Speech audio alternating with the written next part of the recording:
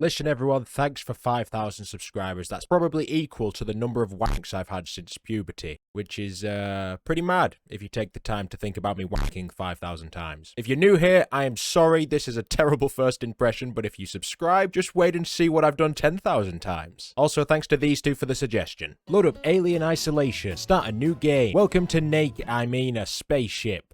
Does this place have like any mirrors or anything for research? You're Amanda Ripley, a space engineer looking for your mum, who, like my dad going out for some milk, has disappeared. But a lost ship recording has been found, so you and these two people jump on a cargo ship to, I don't know, go get it. It's been 15 years. She's probably part of the ecosystem by now. Anyway, take a shower, throw some clothes on, and meet everyone by the bridge. The recording is being held at Sevastopol station, but it appears to be damaged, which is very suspicious. I'm not sure how we see the damage when this screen has less pixels than a Twitch stream with bad connection. There's also a lot of static when trying to communicate with the station, and some guy saying there's a serious situation, but I imagine this situation can't be as serious as retrieving a 15-year-old MP3. As I said earlier, the station is damaged, so you need to get on it by going through space, and of course, nothing bad happens, and you all make it onto the port safely.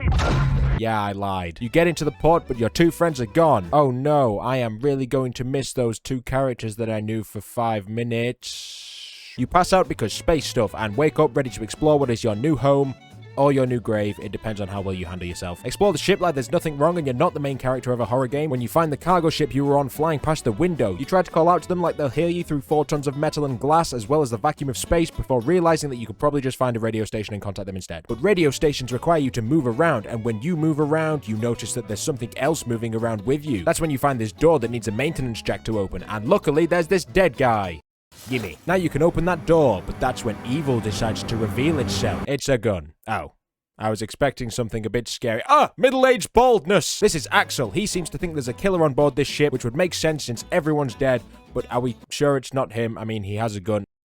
And he's bald. You manage to convince him not to use your head for target practice by telling him you have a ship that doesn't have a killer on it, and he joins you, which is good because he knows where the communications tower is. On the way, you find some guys who could be friendly, but their big guns say they're probably not, and you and Axel sneak past them to find a door that requires you to be momentarily separated from each other in this potentially dangerous environment in order to open it. Oh no, I did not see this coming. You and Axel tag team the fuck out of this guy, but then his friends heard the gunshots, so you both run away down a 20-feet corridor, which is apparently enough to lose them. You're like, bro, I can't believe you killed that guy, and Axel is like, it's all about survival, which is ironic because his survival goes out the window when he becomes a skid mark on the wall. Whatever killed Axel is probably about to Control-C, Control-V their behavior on you, so hop on this card to the transit station to escape. There's some person here trying to open a door, and after seeing you, they react exactly how introverts react when forced to meet new people. Stay back! She runs away, leaving behind this broken hack tool that an engineer like yourself could definitely fix with ease. Then her friends come back and all the morals you had when Axel killed someone leave faster than everyone who's ever loved you in your life. After this, you find a gun, which probably means you're gonna have to defend yourself from something that isn't people, but who knows. You also get this key card, which when you used on this door takes you to the recording file that you came here for. Well, that's great. Now you can leave with the information about your The file's corrupted. Damn it. And for some reason, there's a security lockdown. On the bright side, you managed to get the hack tool working, so silver lining. You're still in a lockdown though, so find this keyboard that can unlock everything. Apparently, this keyboard also has the power to summon the most terrifying creature in the world as well. That is a xenomorph, and will be your new source of anxiety for the foreseeable future. It somehow didn't notice you despite you breathing louder than the average McDonald's customer, and has probably gone to find some other poor person to torment. Using your hack tool, open the door that lady was working on, where you find some android guys. These are working Joes and haven't tried to kill you like everyone else you've met, so that's instantly a plus. One of them tells you that the communication tower is a restricted area, but you basically tell him you're going anyway. You also find a motion tracker, which is great for alerting you to the presence of xenomorphs barreling towards you ready to punch a hole in your face. Begin making your way to the communications tower. It's here where you witness a robot who's clearly programmed to act like an American police officer.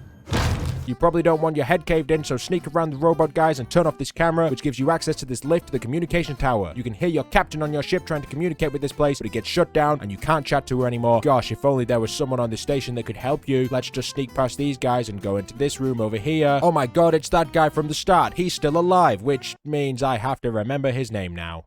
Damn it. Samuels tells you him and Taylor got into the station, but she's hurt and needs medical stuff. Go all the way back to the transit station from earlier and take a cart to meet Samuels and Taylor. Samuels says you need to go get some medical supplies for Taylor, and he's not gonna go get them because there's the aliens and shit. So when you get to medical, some guy invites you up to see him. Apparently he also needs medical supplies for his very obvious injuries that he has. To get there, you need a password and key card for the lift that are in this other area that has suspicious looping halls and places to hide. Oh. Well, that explains that. Navigate through this area using your motion detector like a heartbeat sensor in the final circle on a game of Rebirth, trying to avoid this drooling prick to find the password and keycard. When you return to that guy, he uses the password to open the lift, so you can both go down and get some medical supplies. Ew. I don't think the medical supplies will cover that. Now alone, sort of, head down to the hospital dispensary. You manage to find the medical supplies in this area, and there's also people walking around with guns. I'm not actually sure why they put these guys here, because you can just get Mr. Xenomorph to fold them inside out and loot their bodies afterwards. When you go to leave with the medical supplies, you find that the door is locked, causing you to go back the way you came to activate some evacuation protocol. Personally, I think the developers did this so you can spend more quality time with your new best friend. Finally, the door is unlocked, but then the Xenomorph catches you. Luckily, he found you in this room full of explosives that conveniently explode as he's about to turn you into minced beef. The explosion makes him disappear. I don't know if he's dead, but you managed to survive, and no offense, but that thing looks a lot better at surviving than you do. Anyway, climb up the flames because the doors are locked, and into this vent, which is probably where all the smoke is going, and now you have stage 4 lung cancer. That's the real killer here. Through the vents, you get to a lift, which can take you back to Samuel's, but it's missing a certain component and needs fixing. You just happen to overhear some bad guys talking about this exact thing. Apparently, if you activate one of the androids, it'll take you to the item you need. Find a cheeky upgrade for your hack tool, as well as the android, and activate him. He takes you to the item you need. Then you go back to the lift to fix it. When you get back to Samuel's, there's two guys with him who sort of know what's going on. Pretty much the captain of the ship that found your mum's flight recorder brought the alien here. Probably picked it up from your mum's spaceship, I don't know. Basically, this alien is being passed around like an STD. This guy Wade says there's a life support system at his HQ for Taylor, but the transit cart is broken. Oh no, who's going to fix this piece of engineering? Perhaps an engineer? That's you. Take the lift to transit control. It doesn't actually need an engineer because all you do is press some buttons and kill some guys. After getting the transit working, the lift you took up here breaks. I don't know why everything on this ship decides to break when you want to use it. Probably so you can find this gas torch to open up new areas with. Find your way back to the transit station and take it up to Waits' HQ. Taylor is getting treated there, and Waits is holding Marlow, the guy who found your mum's flight recorder, in prison. For some reason, he won't give us the flight codes to his ship to bring it to the station, but is willing to give you a flashback on how the bloody hell this alien came about. Him and his team found a big ship that probably has no discernible backstory with some eggs inside it, and since it's only him in this prison, you can imagine what happened to the rest of them. Waits decides to initiate Plan B and gives you a motherfucking flamethrower. He wants you to lock down some areas to try and cage the alien in, which makes sense since this thing only really follows you and nobody else. Locking down the area is pretty simple. You basically just pull these levers, lock some doors down, but then to get you out of the place, they have to end the lockdown. These guys aren't very smart, are they? Also, thanks to this flamethrower, the Xenomorph becomes about as threatening as a 2-year-old with a plastic spork. Next plan for alien boys to dangle yourself on the end of a stick in Gemini Labs, and when he follows you, trap him in there. You've just got to power up a lift that honestly is probably the hardest lift ever to power up. You just need to go up some ladders, reset a breaker, go through some vents, reset another breaker, go back the way you came, load up a computing program, kill an android, roast the Xenomorph like he's in a group chat with the lads, finally get that lift powered up and go to the research lab where you need to restore the power and connect it to Sevastopol. What Waits didn't tell you is that he's gonna blow this lab off the station with the alien on it. And unfortunately, you sort of come in as a package deal with that plan, so Waits shuts the door and blasts you off into space, but you manage to get to an evacuation airlock just in time to avoid becoming an in-flight meal for the Xenomorph. The airlock blasts you conveniently in the direction of the station, and you're able to get back inside. Nice to see that plot armor is working with no issues. Back on the station, you're not very happy with Waits, and tell him you're gonna come and have a little chat with him. You also find a shotgun on a dead dude, and I think it's safe to say you're probably the most threatening life form on this station now.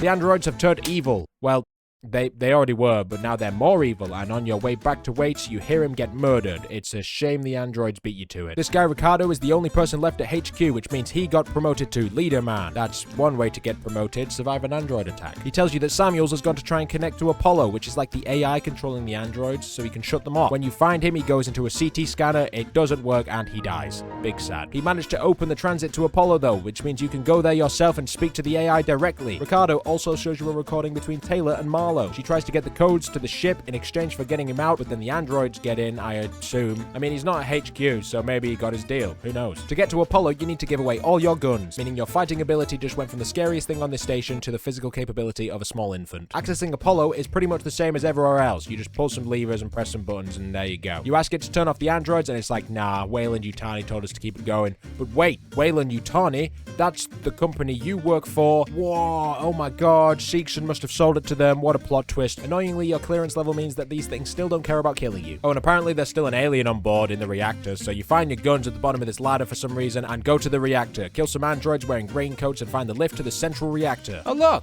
it's a flamethrower. I wonder why they decided to give us this now. Yeah, so the xenomorphs made a gosh darn nest down here where there's eggs and goo and more eggs and more goo. Honestly, I'm more concerned about getting sticky fingers than face huggers, but you power up some stuff. Not sure what this was for. I was writing this while playing and it was too stressful with the alien about. And run back to the lift. I think we're trying to destroy the nest by overloading the reactor, so we pull some more levers, kill some androids, and then purge the reactor. Huh. That one we sent into space isn't looking so bad right now, is it? The purge only seems to have picked them off. Ricardo tells you that Marlow's ship is in close orbit, and if you take a shuttle from the ambulance bay, you could get onto it and bring it to the station. So you go to medical, find the ambulance shuttle, and get to the Anesidora. You just need to restore the power and... Hey, Ripley. Oh. Marlow's here. Looks like he got his deal with Taylor, so you run around trying to find him, but instead you find your mum's flight recorder on one of the computers. I completely forgot about that. Hey, mission accomplished. Now you can go home. Fuck this alien shit. You got what you came for. Marlow has other plans though. He doesn't want anyone finding this alien because they'll probably try and use it for some kind of weapon. You know, humans being humans. And is trying to overload the reactor on the ship to destroy it. You and Taylor manage to work together to stop it, however. Woo! Go team! You run back to the shuttle and get back onto Sevastopol because if you died right now, I would be very unsatisfied with the ending. The explosion of the Anesidora knocked Sevastopol out of orbit, so now it's slowly falling towards the planet it's parked near as if your day couldn't get any worse. Luckily, Ricardo reaches into his hat of new plans to get us off this station and tells us we need to contact the ship that you came on. Comms are still locked though, but after manually turning some satellite dish, you managed to get in contact with Verlaine on the ship. Tell me why we couldn't just do this satellite BS the last time we were trying to reach the Torrens. She says you need to extend a towing platform from the Torrens to dock, so you go back to find Ricardo. Hey bro, we're finally getting out of here. Ah. You need to reach a spaceflight terminal. It's just on the opposite end of this station where you most likely develop back problems from all the crouch walking you do to avoid the xenomorphs and facehuggers. Activate the docking clamps using your hacky hack tool while still avoiding the xenomorph, who I swear has like an AirTag tracker on you because he literally has this whole goddamn station that's the size of a small country to play around in, and he's only comfortable with being at least 20 feet from you at all times. Carrying on, there's some problem with the docking thing, so you have to use a maintenance rig to manually get onto the Torrens, but just as you're suiting up, you start crying. Probably because of the mental and physical trauma that you've been through and how you've managed to overcome it all and escape with your life. Never mind, it was just alien slob. When you wake up, you're stuck to a wall, probably so them facehuggers can do their business with your face. But you break free, and luckily the alien didn't take your flamethrower away from you. Anyway, you know the deal. Crouch walk through the place, avoid the aliens and shit. Nearly die a few times, and when you reach the spacesuits, maybe don't get changed underneath the vent this time. Because of the maintenance rig, the Torrens is being dragged into the planet along with the station. You release it using the longest fucking release thing ever. Seriously, why does this take so long? It took so long that the aliens have found you. They are kind enough to wait for you to blow the bolts off the rig though. The station falls into the planet, but you are safe inside the Torrens, and those pesky aliens are all in space now, and definitely not on board this ship. Well, shit. You float out into space, probably thinking this mission to get a 15-year-old MP3 was a bit of a shit idea, as you complete Alien Isolation.